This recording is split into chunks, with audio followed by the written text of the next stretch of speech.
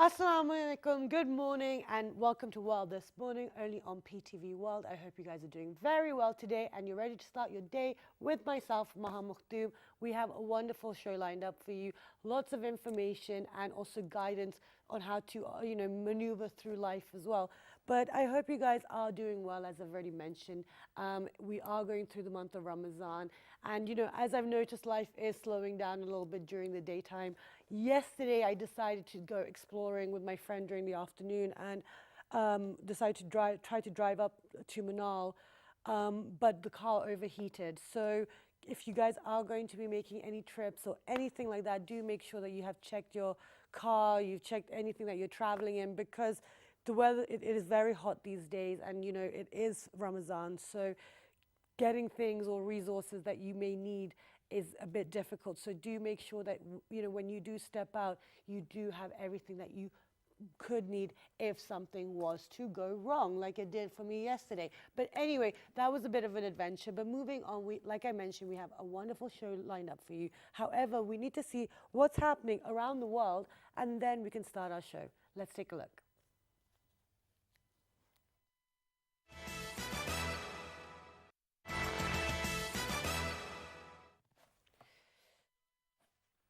Xinjiang Islamic Institute of Urumqi, China, is performing an important role in the promotion of Islamic learning in Xinjiang.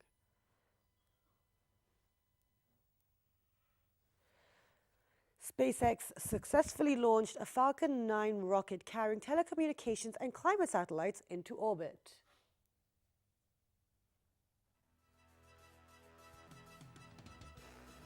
And the forests in the far north of Mongolia have been the homeland of the Dukha reindeer herders for thousands of years, and their lifestyle has changed little since their ancestors began domesticating the animals.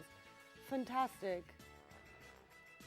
I was actually reading about this a couple of weeks ago. And finally, using data collected from underwater drones, merchant ships, fishing boats, and even explorers, a new scientific project aims to map out the ocean floor by 2030 and solve one of the world's enduring mysteries. That's amazing. I feel like David Attenborough should be involved in this as well, because I associate all of this kind of geographical or any of these nature programs to David Attenborough. We grew up watching him. So, but anyway, the sea is amazing, and I'm really excited to see what they discover. But moving on, as everyone knows, and for all our new viewers, in the first half of the show, during the month of Ramadan, we will be looking at a verse from the Quran. We will be looking at its implementation, its validity, its relevance in today's life as well, because this is one aspect that we don't see much conversation of online. You hear each extreme voice quite loudly, but the middle voice is the one that we need to start kind of giving a platform to. So to discuss this verse from Surah Nisa, we have been joined by Dr. Kamal Kesser. She is a pediatrician by profession, so she deals with kids, but she also is a Quran teacher for over 20 years, teaching them character building through the Quran and Sunnah. Assalamu alaikum, good morning. Walaikum assalam. Thank you so much for being here again. It's my pleasure. I'm fine, alhamdulillah. Excellent. Okay, so we have a very important verse. This is one that also has a lot of information and details about women. Women. Is this correct? Surah An-Nisa. Yes. And we are talking about the first verse. So amazingly, in Quran, we find out that Allah subhanahu wa ta'ala has placed Surah An-Nisa. He has given importance or highlighted the importance of women. There is no surah by the name of Ar-Rijal, the men. So we should take a lot of pleasure in that, that alhamdulillah, Allah Ta'ala has guided people, humanity, about the need for women to have a special place, and also how they can, what are the areas where they need to be taken care of. Wonderful. And I just want to highlight here is that, the significance of this is that in a time where women were seen as property, they had no standing, they had no rights to inheritance. Women, female girls, females when they were being born were being murdered or, really badly mistreated. So for that era as well, it was very progressive. And this is something that we need to remember when we study the Quran as well, is that it's very progressive. It gives a lot of leeway and, you know, gives a lot of equality to women as well. So we need to remember that so that we can also practice this in our day-to-day lives. Exactly, today. Maha, because if you look at women in all societies and in all homes, they play a central role. Exactly. As a mother, as a wife, as a daughter. And at the very same time, very interesting thing about this first verse is this is part of the khutbah nikah, you know, when you are consummating the marriage. And before that, we have the nikah part, and that the verses which are recited in Arabic, because most of the people are not even aware of what is being recited. Exactly. And this verse is part of that. That means there is an important message in this verse which needs to be delivered to even the people over there when there's a boy and a girl and they are starting a new life. Wonderful. So let's get So into yes, let's get into these verses now. Bismillah ar-Rahman ar-Rahim.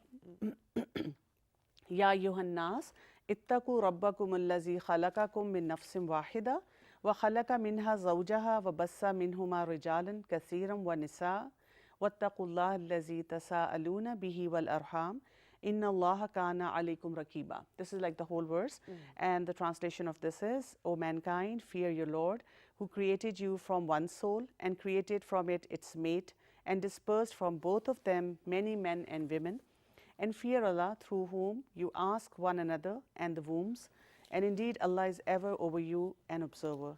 So let's try to break up this whole verse and let's try to understand the messages in this. The first thing that we understand is this is one of the biggest surah, like Surah Al-Baqarah, Surah Al-Imran, and this was revealed in the Madni period. And this basically talks about the social ethics. It gives us that framework because social ethics are the foundation of any society. And especially when we're talking about a Muslim society, the mannerism you need to have, the akhlaq, the adab, and at the very same time, how you worship, how you connect everything to your Lord as well. So these are the important parameters we get over here. So the surah starts with a broad spectrum. If we look at it, in different places we find out in Quran, Allah subhanahu wa ta'ala has given different kind of address. Like in some places we have, Ya ayyuhallazina amanu, or believers. So that this is something a believer needs to do. Then we have address like, Ya ahlal kitab, when the people of the book from the other religions have been addressed. So the ownership for those people are also there in Quran. Then we find out there is an address like Ya ayyuhar rusul, when the address is specifically for the Prophet ﷺ, and he has been commanded to do something. Similarly, the address in some places and also particularly in this surah is Ya ayyuhan nas. Allah subhanahu wa ta'ala has not spared anyone. That the rights of women or rights of the people who are suffering in society are only within the domain of the believers or the people of the book. It is common for everyone. We have a common ground for everyone to take care of the rights of women and the children and the orphans. So every single person is believed. And Allah subhanahu wa ta'ala sort of gives us this message over here, whether you acknowledge me or not, whether you believe in me or not, but this is something you need to do. You need to be very particular about it.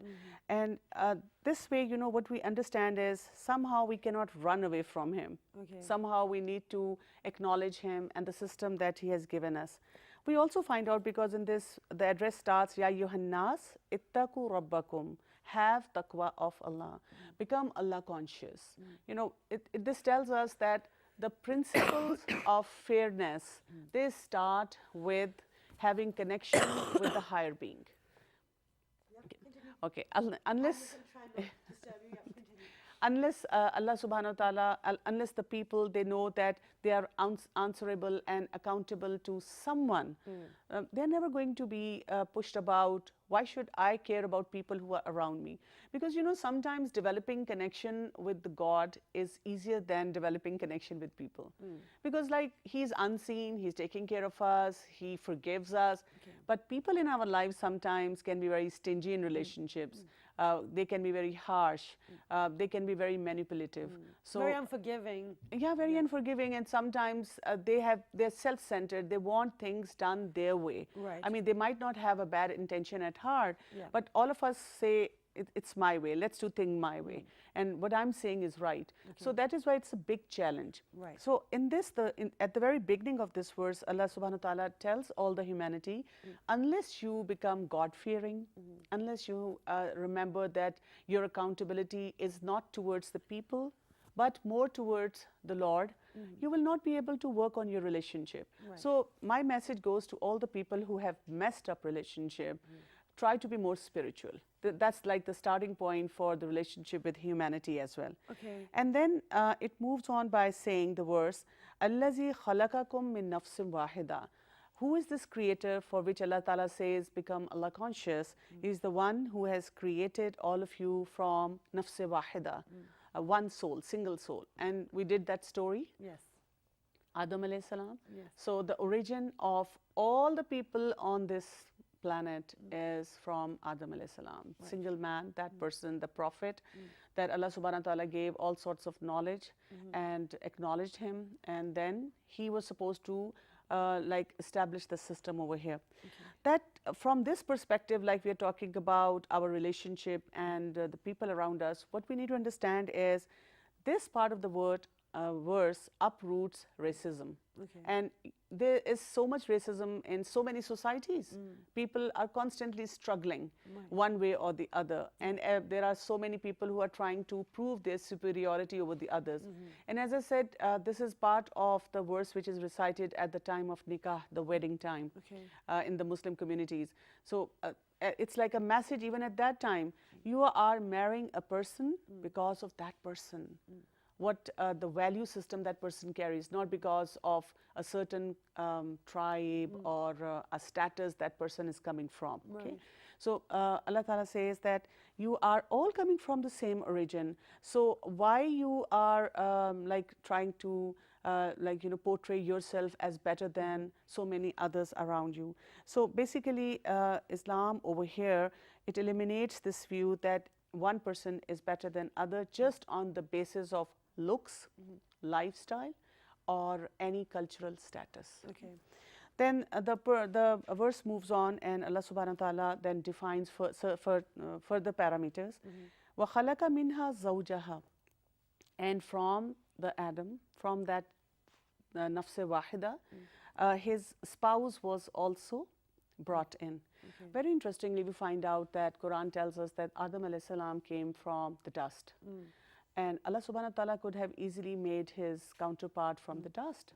But he was brought in, what we find out from the hadith is from the rib. Okay. And that famous saying, you are a twisted rib, you know, it is so difficult to deal with you. That's what people say when they talk about the women. But over here, what we find out is that Allah created him. It's like in these days' time, we can understand the concept of stem cells. Okay. And how, like you have the same DNA or you have the matching cells, and how you can produce so many organs and stuff like that from the stem cell. So probably a concept like that, she was produced in from Adam alayhi salam. Okay. And I would like to talk about over here about that twisted rib concept as well. Because many people, what they do is when they are trying to deal with women, obviously, women have their own standing and their own perception of looking at things and how they want to resolve different issues. And men, sometimes they don't understand their point of views, and they say, you are a twisted rib. Now, when this thing has been said about women, that they are from the rib and they are like a twisted rib, it means they have a different nature than you. Okay. And if you are you have to understand the nature of women and treat them accordingly with respect. Okay. Because if we try to change the nature of women, the twisted rib, what will happen? If you'll try to straighten up something which is twisted, it's just simply going to break. Okay. So women, a lot of time in societies, they get shattered emotionally and even physically when they are abused or something like that. They suffer because they are broken up. Okay. So this is a word of caution for all the people that treat women the way they are, understanding their nature. Okay. So, and then وَبَثَّ مِنْهُمَا رِجَالًا كَثِيرًا وَنِسَاءً. And after that, the spreading out of all the nations and people and societies. So the societies, they come not from same-sex marriage. The societies come when there is a man and a woman, and they come together. Right. And that's how the propagation of the families and the systems, they get established. Okay. Then the verse moves on to a very important part that, okay, now the system has been established. Wattakullah. Now the same verse, it started with Ya ayyuhan nas ittaqul rabbakum, that have become Allah conscious. That was the time when Allah subhanahu wa ta'ala wanted all the human beings to start with relationship with Him. Right. But over here in this part of the verse, Allah ta'ala says, Wattakullah, now you need to become really Allah conscious, because you are not living in seclusion. You're not on your own all the time. It's not about my room, my life, whatever, with the rest of the people. I'm get done with all of them. You are part of a community. You will be constantly interacting with people, okay? And you are accountable for all your relationship, because the verse says, Allazi tasa'aluna bihi wal arham. This is a reminder that Allah is going to hold you accountable for how you deal with people around you. And especially because the surah is An-Nisa, Allah subhanahu wa ta'ala is especially going to hold everyone accountable for how the women have been treated, how the orphans have been treated, and as you rightly mentioned, the laws of inheritance, their status in home, their status in society. So they are going to be asked. But what's the starting point of asking? The word that is used over here is al-arham. And arham means womb, the womb of the mother. So just try to understand, there is a womb and there's a baby, the life which is originating in that womb, how close that person is to the mom. And even once the baby is delivered, there's a special connection between the mother and the child. So Allah subhanahu wa ta'ala says the starting point for giving rights to women is your own homes, your own blood relationships. Because what usually happens is when the women go out in society, they sometimes are acknowledged in different positions, but it's their home ground sometimes which is very weak. People don't give them their due respect and right within their home system. Absolutely. So that is why Allah subhanahu wa ta'ala reminds us over here that we need to be very, very careful about how we establish those systems within the home. So imagine for a minute, we have all the homes, and all the men and even the women, they have read this verse, they have understood this verse, and they want to implement it. So the women and the people who are suffering in society, they will be getting their rights in each home. Yeah, okay. It's like a shared responsibility concept that has been given. It's like really beautiful. Absolutely. And you know, I'm really, when I read these things or when we discuss these types of the nature of the verses, you know, these things are still very relevant today, because you know, there are lots of weaker people within these communities, or you know, more vulnerable people, and it is our duty to look after everyone, you know. And you're right, absolutely, they say charity begins from home, so humanity also. And you know, there are different categories of suffering that the weaker people have. Like when we talk about women these days, they're trying to play a very active role in the society, but at the very same time, they have so many domestic issues. There's a lot of cases of domestic abuse. There are a lot of places where men, they have become laid back in their earning or taking care of their responsibilities. So it's not like just that the women are passive and they're suffering, but the women who are taking up stand for themselves, even then, you know, they are not sometimes getting the right support structures that they should be getting. Okay. So all these areas are being covered over here. And what we find out is, I feel two important elements: connection with Allah, and then taking care of the rights of the people, because they are, it's like, you know, it's a trickling effect. You start with one point and you automatically move down to the next one. And the verse ends with, Inna Allaha kana alaykum raqiba. Allah is indeed keeping a full watch on yourself. Now, raqib is like the cameras and the lights. You are like very thoroughly monitored. And it's not like when we do the show, it's not a single camera shoot. It's like multiple cameras all around you. Right. So you are not hidden. Your deeds are not hidden. Like sometimes we have people who, when they go out in the society, they are so nice with the same women, with the same orphans, with the same people who are suffering. You know, they would go and they will portray themselves as the best people who are taking care of the rights of the needy. But when they are with them alone, one-to-one, there is a lot of misery in the life of those people. So Allah subhanahu wa ta'ala says, even if you put up a best picture in front of the people, everything is going to be there with me, even in this life and also in the hereafter. Okay, so, and you know, I just find it so fascinating that every element's covered. You know, when people are like, okay, fine, I'll portray myself in that manner, but then actually it's kind of like, no, because even when you go home, everything is kind of being jotted down in a Exactly, so to say. because a lot of cases of these domestic abuse, what we see is that the males, they are so nice in the social circles, and when that particular woman would come out and talk about it, nobody would believe her. They'll be like, no, not at all possible for this particular person. So Allah says that whatever you're doing in the outskirts and within the home domain, everything is going to be very much clear and visible to Allah Ta'ala. Okay, wonderful. Okay, and I would like to finish off with this one Yes. hadith in which a man came to the Prophet ﷺ and he said, I have relatives with whom I try to have close relationship, but they sever their relationship. And we come across this scenario as well, that sometimes we are trying to take care of the rights of the people, and especially the blood relationship, and they are giving us such difficult time. So, and he said, I treat them well, but they treat me ill. I'm sweet to them, but they are harsh towards me. And upon this, the Prophet ﷺ said, if this is how what you say is right, then you in fact throw hot ashes on their faces. You're actually doing that. They are earning themselves the wrath of Allah subhanahu wa ta'ala. You are not like, you know, you're not going to be accountable for that. And then he said, and there will always remain with you on behalf of Allah an angel who would support you, who would keep you dominant over them so long as you adhere to this path of righteousness. So it's like this, I mean, this obviously when you read this hadith, it's like, oh my God, the hot ashes or something. But somebody who's suffering at the hands of close relationship feels a lot of revenge in the heart. You get a lot of misery. You feel so angry, so frustrated. So the Prophet ﷺ said, it is them who are taking the wrong path. It is not you. You are always going to be getting blessings from Allah subhanahu wa ta'ala. So what we find out is we should not be looking at the responses of other people. Okay. It is us. It is when I'm taking care of any relationship, it is between me and my God. Okay. And I need to put in my best part in any given relationship. Wonderful. And you know, I think that during this explanation of the verse, we kind of covered all the different points as well. But we actually need to end this segment for today. Thank you so much for being here today. It's been very interesting.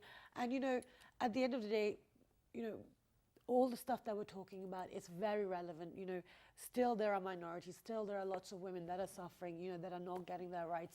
You know, we see within Pakistan, and we've done multiple shows on it, the work that still needs to be done, the way the education is for girls. You know, it's getting much better. You know, a lot of work is being done by the government and the civil society. However, more needs to be done, but we need to start from our own homes.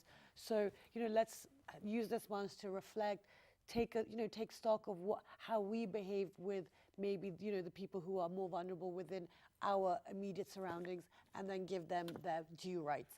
But with that, let's go for a short break. And when you come back, we're going to talk about leadership skills and how to kind of refine ourselves and make ourselves better. So do stay tuned.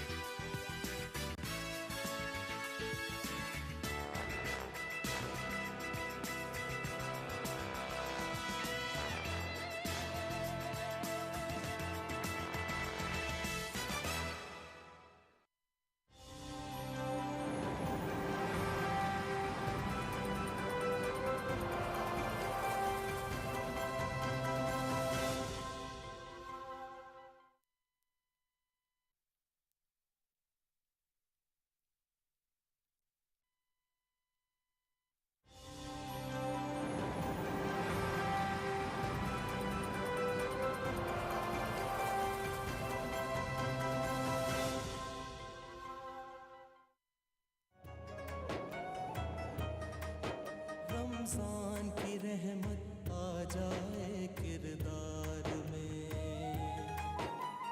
बातचीत में नरमी हो, खुशी मिले सार में। रमजान पाकिस्तान अल्लाह का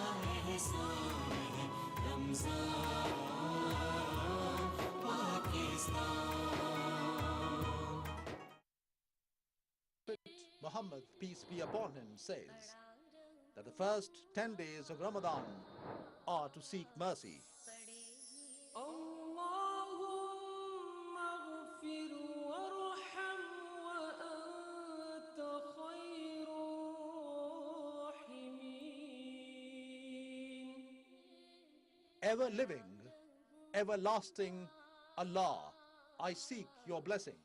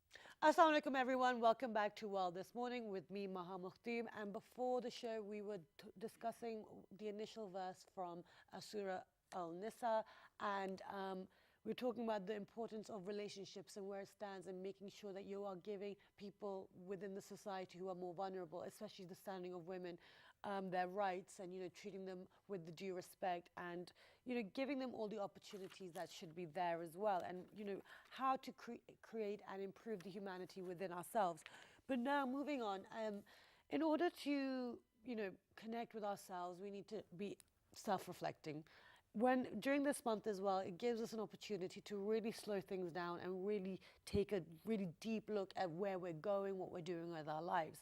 Now, within Pakistan, there's a lot of people, there's a lot of youngsters, and there are a lot of opportunities out there. However, it's about refining and honing our skills in order to avail those opportunities.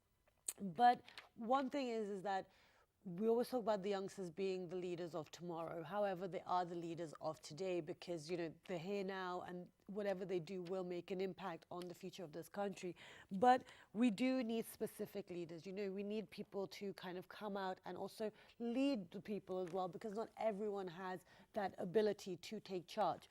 So we're going to discuss the importance of public speaking and leadership skills. And in order to do that, we've been joined by some wonderful guests who have made it their life passion and career to give people these skills, because if you have it, then you can go to them, refine it, and then take your further steps in whatever career you want to do. So to discuss this, we've been joined by Qamar Shiraz. He is the president of the Islamabad Toastmasters Club, a corporate trainer and a consultant. Assalamu alaikum, good morning. Walaikum salam. Thank you so much for joining us today. You're welcome. Besides Qamar Shiraz, we've been joined by Osama Nadeem. He is the vice president of education for Islamabad Toastmasters Club. Assalamu alaikum, good morning. Walaikum salam. Good morning to you as well. Thank you so much for joining us today. Thank you so much. Okay, so I'm not gonna do the generic question. Yeah, why sure. do we need this? We Yeah. know why we need it. You Yeah. need leaders in every Yes. community and society Yes. in order to make changes and to take it forward. So when you are training these days, how are you seeing, where are we seeing people coming out with their leadership skills at the moment? All right. Or the ability to speak in public? All right, so there are various approaches when it comes to public speaking. Okay. There are people who have no experience of speaking on the stage in front of people, Yep. and there are people who do have certain experiences when they were back in their colleges or in their universities. And we take different approach for each individual. Okay, but what are we seeing majority of people? Do they have some form of experience, or are we seeing people really taking a bold step and going into something new? Yes, it's like mixed up, but Okay. now many people are becoming aware Okay. that the public speaking is the #1 fear in the world. If you Right. Google it, you are going to find out that the fear of death comes at #2. Okay. So at the #1, it comes the public speaking. And Right. there's an article in Psychology Today that says the thing we fear more than death. And yes, you have guessed it right. It's the fear of public speaking. Yeah. So why do we have that tendency, this fear inside of us? Okay. I've thought about this. Okay. And here's the thing. We are afraid of public speaking because we are afraid of failures. Yep, absolutely. But Yeah. you're jumping ahead. I haven't even asked that question. Oh, yet. okay. Okay, so now people, I want to bring Osama into the conversation. You work, focus on the education element Yes, of true. the public speaking. What kind of background should people have if they are thinking about going into public speaking or they are looking at leadership roles? Okay. Anyone can become a good public speaker, and I do believe that every person has some kind of hidden talent inside them. And the only way to bring it out is through public speaking medium, right? Right. And I truly believe that every weakness first gives you an alarming situation, right? For example, you most of the time you are in a situation where you don't want to raise your hands in speaking engagements and don't want to express yourself in front of the audience. Okay. So these weaknesses are the signs and blessings that we should look into Okay. and do something about it. Right. Okay. So then, so regarding the education aspect, Yes. so what kind of background do they need, though? Like, I mean, you can only look at what the weaknesses are once you know. What do you need to? Do you need to study something in particular? No, it's like they don't need any background. Okay. All they need is the courage inside of them to Okay. take the plunge, you know. Right. If they have not been on the stage before, they need to have this courage to be on the stage, at least for the first time. And here's what we do. For those who are very scared of public speaking, we tell them, prepare a 3-minute speech and memorize the whole speech. Okay. Although it is not recommended in the advanced stages of public speaking to memorize your speech, but in the beginning phase, it is highly recommended to memorize your speech, so that when you go on the stage for the first time, you give it the best version of yourself. Okay. Right. So now we'll talk about how to prepare for Yeah. public speaking in a moment. But when we are, when people come to you and you guys are training them, Yes. and they're saying we want to speak, we want to learn how to do public speaking. What are the reasons that they're giving you? What these days? Why does everyone want to go into public speaking? All right. Do we know why? Yes, we do know. I have found out that every person is born with a very unique talent. Every person in this world is born for a reason. And all of us have something inside of us that we want to share with the world. So it's like a hidden voice inside of us But do you that we want to share. Okay, Yeah. I'm sorry. I'm taking a very different approach to this yeah, conversation today sure. because I don't want our generic yeah. conversations when it comes to leadership skills. right. But do you think everyone should be getting their opinions across? Do we need to hear what everyone has to say? Osama, I want to start from you. Yes, definitely. Does everyone have to be, should we all voice our opinions and, Because public speaking aspect is very important in our Okay. life, right? Okay. If we want a good life, if I want to talk about the 4 crucial steps of public speaking, it's the first one is to listen more. Because Okay. if you are understanding others' point of view, if you are paying attention to them, that means you are understanding them. You have that empathy for them, right? Wonderful. The other thing is the second aspect is speaking, Okay. right? If you, now it's your turn, you have to counsel them. You come up with a good story and good content to inspire them, right? Right. And the third aspect is to read more. By reading more, you are sharpening your mind, you are enhancing your knowledge to give them the best research or Wonderful. best content, right? The fourth aspect is very important, that is to observe more. Because if you are observing more, for example, if I talk about TEDx talks, if you are looking at the professional speakers, they have some kind of common traits which every public speaker should have. And that is like the eye contact, how they use their body gestures, Right. how they use their vocal variety. So the Right. idea is, I'm not saying that you have to copy their style, Yeah.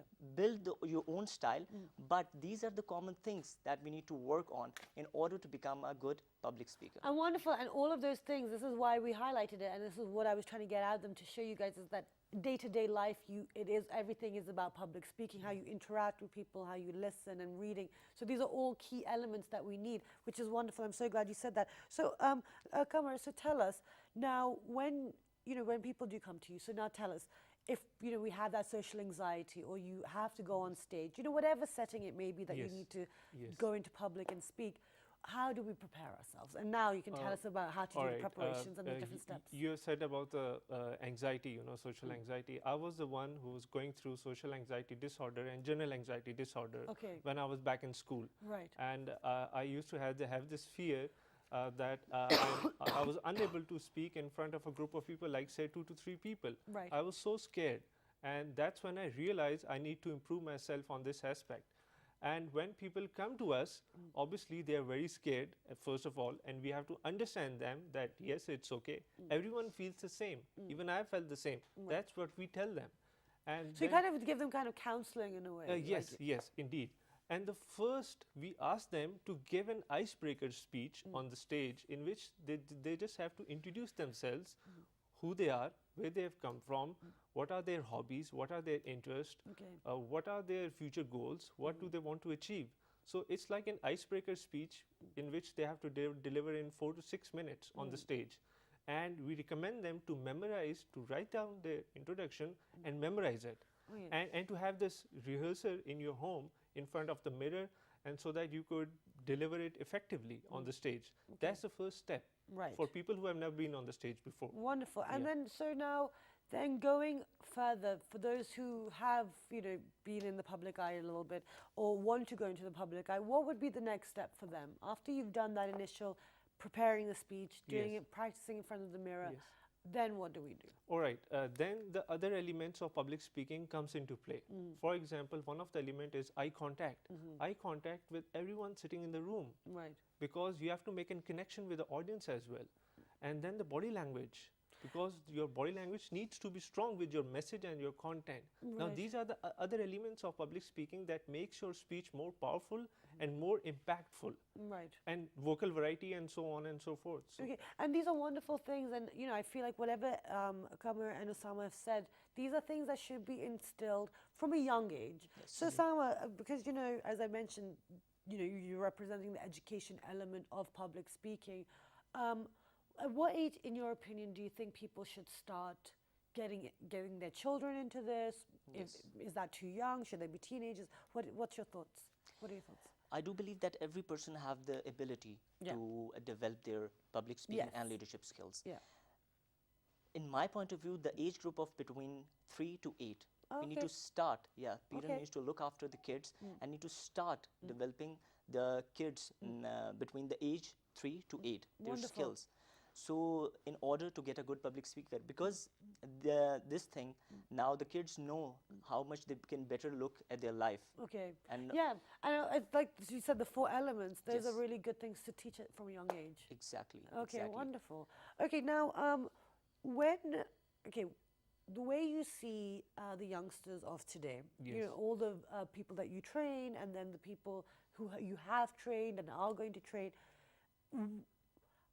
Where are we in the quality of our ability to do public speaking all right. and our leadership skills? Because we're sidelining the leadership skills. a bit. Yes, back in 2008, when our club was started, we saw that there were like senior members who were coming on into our club. They were like more than 50 years old or more than 40 years old. Okay. They were professionals in their field. Now what is happening, it's been 10 years that our club has been established. Now younger people are coming to us. It's like it's a young club now. Now people are getting to know our club as the young club.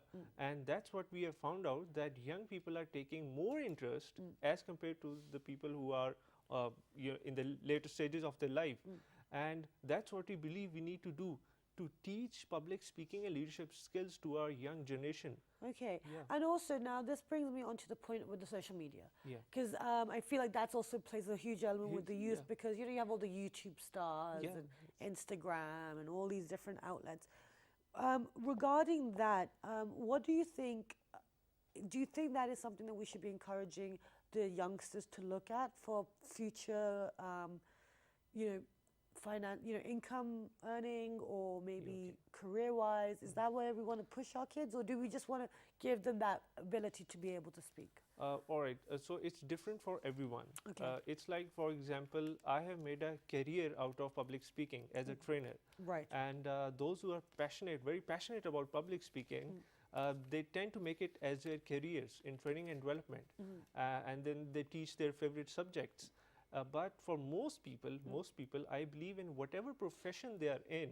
For example, if someone is an engineer, or if someone is a doctor, and they must be saying to us that why do we need public speaking? Yeah. But there is a certain stage, there will come a certain stage in their lives that they will feel that they should be needing to develop their public speaking skills. Okay. For example, a board meeting, or to address their team, or to give them a vision in order to communicate better. Absolutely. So yes. Okay, wonderful. I mean, you guys have just kind of told us, and very validly, that it goes into every element of our lives. Yes. Okay, so now let's move on to the leadership aspect of it all. Because, if you're going to do public speaking, then you need to have some ideas Yes. and material behind and substance behind you. With the leadership skills, how is it comparatively to the public speaking skills? All right, a leader is someone who gives a vision. Right. And then a leader is someone who lead a group of people towards that vision. And the number one skill that the leader needs to have is the communication skills. Exactly. He or she needs to communicate that vision with poise, confidence, and clarity to the people, so Okay. that he or she may able to lead them to the vision. And all those people that within the whole training world. Yes. How are the leadership skills though? Do people have clarity? Do people have vision? Or are we quite confused these days? All right, then again, it's mixed up. A lot of people are very good leaders. They Okay. are born very good leaders. A lot of them are not born very good leaders, but over the period of time, they develop their public speaking skills through exposing themselves to various experiences. Okay. I believe it's different, but Usama is going to Okay, talk more so tell on us about leader. this. Yes. I would like to add to the leadership skills basically.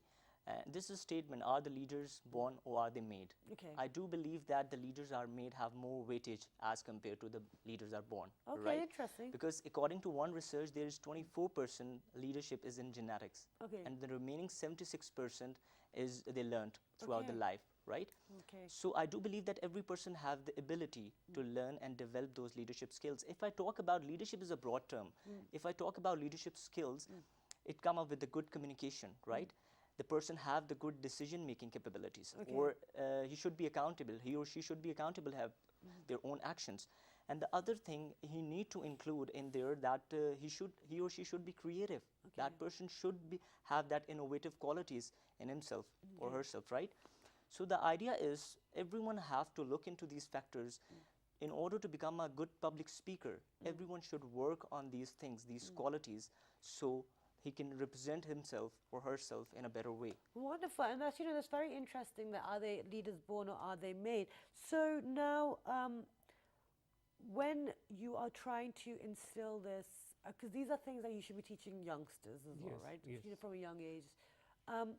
But isn't it a danger that if we create too many leaders, then they're just gonna there's just everyone's All gonna right. be a leader, and then everyone's no. gonna be clashing. It's not kind of gonna work, is it? I believe it's a myth. Okay. The reason being, John Maxwell is a leading authority on leadership. He has presented many leadership theories, Okay. and he has written more than 60 books on the subject of leadership. Okay. And I'm going to share 2 points from his books. Number one is in his book, 360-Degree Leader, he has said that in order to test someone is a good leader or not, Yeah. just check with them if they can lead an organization which is a non-profit organization. Okay. If a person can lead a non-profit organization, a group of people with no monetary benefit, then that person is a very good leader, because money is not involved in that case, and still he's motivating people towards a vision. Okay. Yeah. So that, I mean, and getting to run an NGO is quite difficult, but if they take up a humanitarian cause, if they Yes. start doing some kind of things like that, is that what you're talking about? Yes, our club is also a non-profit club. Right. And that's what we believe, that if you can run an organization like this for a year, for example, I am president for 1 year, my tenure is about to complete. Okay. And what I have experienced is that there is no monetary benefit. I have like group of 15, 16 team players, Okay. and I tell them what to do, and then there's no monetary benefit involved. Okay, And so- people are motivated from their heart inside. It Okay. comes up. So it's about tapping into that true passion and Yes. kind of finding that drive to pursue it as well. Wonderful. Okay, we've actually run out of time. Yeah. Thank you so much for being here. It's been very informative. We've learned Thank a you lot so today. much. Thank you Thank so you. much. But is there any final thing you would like to say to any of our viewers who may be interested in public speaking or becoming a leader or something? Yes, it is not the mountain ahead that wears you out. It is not the mountain ahead that wears you out. It is the grain of sand inside your shoes that wears you out. Absolutely. So you just need to take the plunge, and you just need to have this courage to speak up in front of stage and just take it as a plunge and go ahead. Wonderful. Yeah. And Yes. Osama. My final message is that world need more public speaker and leaders. Okay. And we need to start develop the leaderships and public speaking skills Okay. in our kids as well, as I said, at the age group of 3 to 8, Absolutely. in order to become a good public speaker, right? Yeah. Because that's how they know are they on the right path or not. That's Absolutely. how they know what to do, what they want to become in the future.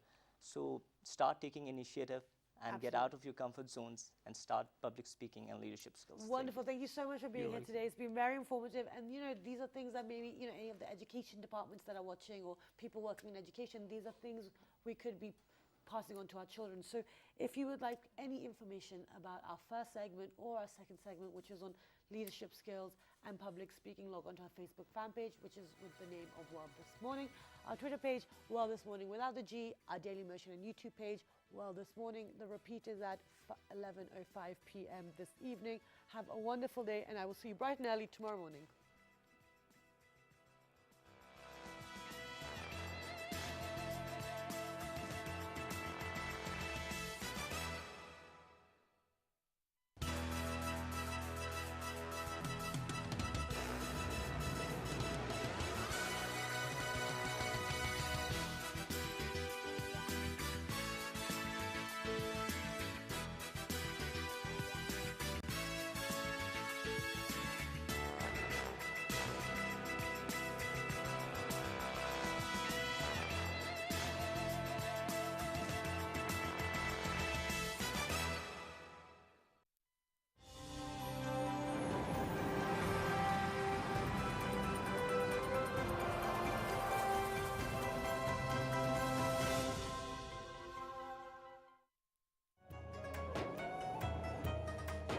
Ramzan की रहमत